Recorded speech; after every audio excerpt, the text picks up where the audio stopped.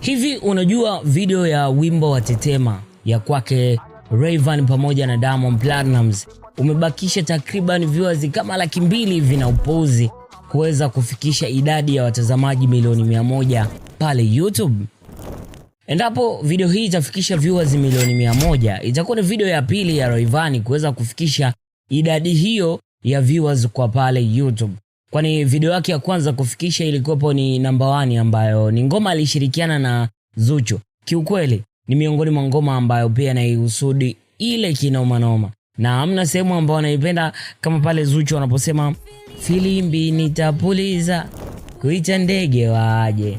Of course sio jambo kubwa sana ambalo limenileta hapa. Jambo kubwa ambalo limenileta ni kukuambia hichi ambacho nimekuambia kwamba zimebaki takriban viewers chache sana video hii ya Tetema kuweza kufikisha viewers milioni 100. Na hii itakuwa ni sehemu nyingine ya mafanikio ya Rayvanny katika mwaka huu 2026. Lakini kubwa zaidi ambalo mimi nimeweza kujifunza kupitia Rayvanny ni kwamba kwenye ngoma ya Tetema mimi nimeweza kuamini katika production ya nyumbani, kwa sababu ukiangalia original vision ya Tetema video alifanya director Kenny, lakini audio production alifanya Stukiz, jambo ambalo liliweza kumvutia Pitbull kutoka kule Marekani, lakini pia liliweza kumvutia Maombi na Jion, wakafanya remix ya kwanza ya ngoma ya Tetema. Lakini bado haikuishia hapo, wenzetu wa Popo Pato Ranking pamoja na Zileten wakafanya remix ya pili ya Tetema. Before ya hapo mambo yakaenda kabadilika, jambo ambalo lilifanya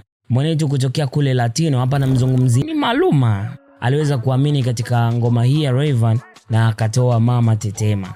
Ni ngoma ambayo ilizidi kumfungulia milango Rayvanny, kwani baada ya hapo aliweza kutajwa kwenye tuzo za Grammy kama sehemu ya mshiriki, kwa sababu albamu ya Maluma iliweza kugombania tuzo.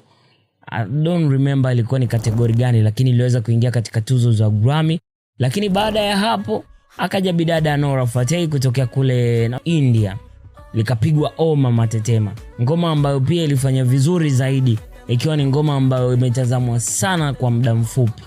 Sitakuwa tumeelewana vizuri. Kubwa ambalo mimi nimejifunza kutoka kwenye hii production nzima ya Tetema kuanzia original vision ni kwamba Rayvanny aliamini kila kitu loko kutokea nyumbani katika kiwanda cha Bongo Flava, na ndio maana mpaka hapo ilipofikia imeweza kufanya maajabu hayo. So kiko ni upande wa comment hapo chini, alafu niambie katika package nzima ya Rayvanny tokeo umeanza kumjua mpaka sasa hivi, ni ngoma gani nyingine ambayo ikiandika historia mpya?